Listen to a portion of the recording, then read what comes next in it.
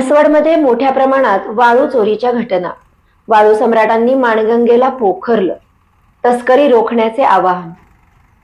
माणगंगेची वाळू म्हणजे सोन्याची अंडी देणारी कोंबडी असून या कोंबडीची भुरळ म्हसवडसह सांगली, सोलापूर, सातारा परिसरातील वाळू माफियांना पडल्यामुळे वाळूची पळवापळवी सुरू आहे.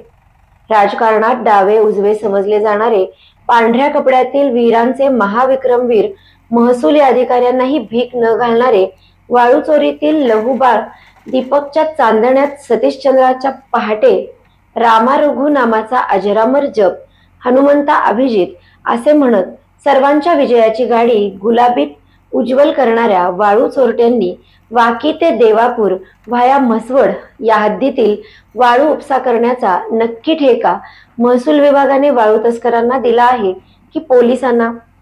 लाखो रुपयांचा महसूल बुडवणाऱ्यांना अभय कोणाचे? वाळू चोरट्यांच्या डोक्यावरील हात ठेवणारा आका कोण? असे एक ना अनेक सवाल उपस्थित केले जात आहेत. दररोज हजारो ब्रास नदीपात्रातील वाळूची चोरी होत असून या हजारो ब्रास वाळूचा महसूल बुडवण्याचे काम महसूलचे वरिष्ठ अधिकारी का करत आहेत? भरारी पथक नक्की कोठे व कधी येते? वाळू चोरीला महसूलची मूकसंमती आहे का? महसूल अधिकाऱ्यांस व भरारी पथकास कोण फिरून देत नाही की ते मुद्दाम फिरत नाहीत? असे एक ना अनेक प्रश्न वाळू चोरीवरून उपस्थित होत असून यापूर्वीचे अधिकारी वाळू चोरट्यांना भिरभिर आणणारे महसूलचे अधिकारी, भरारी पथक, रात्रीचे फिरते पथकाच्या अधिकाऱ्यांमागील चुप्पीचा म्होरक्या कोण? वाळू चोरीचा अटकाव करणाऱ्या अधिकाऱ्यास धतिंगगिरी अटकाव करून धूम ठोकणारा जेसीबी अण्णा महाराजच्या मागील आका कोण? असे सवाल केले जात आहेत.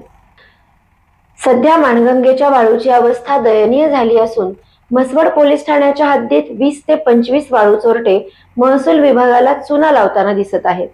कधीतरी कारवाई केली तर ट्रॅक्टरची ट्रॉली फुल्ल भरलेली असते. मात्र पंचनामा कमी ब्रासचाच का? हायवा पकडला तरीही अशाच प्रकारे कमी ब्रासचाच पंचनामा महसूल का करते? महसूलचे अधिकारी महसूल बुडवणाऱ्याचे चोचले पूर्ण का करत आले आहेत? सध्या माणगंगेची वाळू सोन्याचे अंडे देणारी कोंबडी बनली असून या कोंबडीचा प्रसाद मात्र म्हसवड पोलीस, काही महसूलचे अधिकारी आणि पोलीस व महसूलची मध्यस्थी करणारा दलाल मात्र मालामाल महसूलच्या नाकावर टिचून होत आहे. तरीही महसूल अधिकाऱ्यांच्या मागील आका कोण हे पाहणे गरजेचे आहे. सध्या म्हसवड पोलीस ठाण्याच्या हद्दीत कोणी पण या आणि कधी पण या आणि वाळू घेऊन जा ही अवस्था माणगंगा नदीपात्राची 8 महिन्यात झाली आहे. दिवस रात्र वाळू चोरीचा उपसा सुरू असल्याचे पाहायला मिळत आहे. म्हसवड हद्दीतील राऊतवाडी, मानेवाडी, जठरे वस्ती, स्मशानभूमी, बंधारा, माणगंगा पूल, विश्रामगृह, मेरी माता हायस्कूल मागे, काटकर वस्ती, वरकुटे वाकी याबरोबर शिरताव, पुळकोटी, वरकुटे, मलवडी, देवापूर आदी ठिकाणी वाळू चोरीचा उच्चांक गाठला आहे. मात्र ना कारवाई ना माणच्या महसूलमध्ये वाढ झाली. या वाळू चोरीचा महसूलला मात्र एक छदामही मिळालेला दिसत नाही. नूतन जिल्हाधिकारी यांनी या प्रकरणी लक्ष घालून स्वतः म्हसवड हद्दीतील माणगंगा नदीपात्रात उतरून बेकायदेशीर विनापरवाना वाळूचा उपसा करणाऱ्यांवर कारवाईची मागणी होत आहे. आपको कलेक्टर साहिबा के हाथों से इनामी घर मिल रहा है।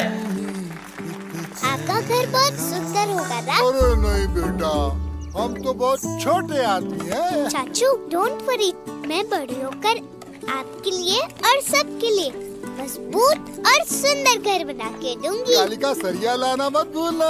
कालिका टीएमटी सरिया कंक्रीट से करे मजबूत जोड़ और भूकंप, संग, आग से लड़कर घर को दे दीर्घायु। कालिका सरिया मैं भूली नहीं। बेटिया आप कलेक्टर। कालिका टीएमटी, फैसला जो मजबूत हो।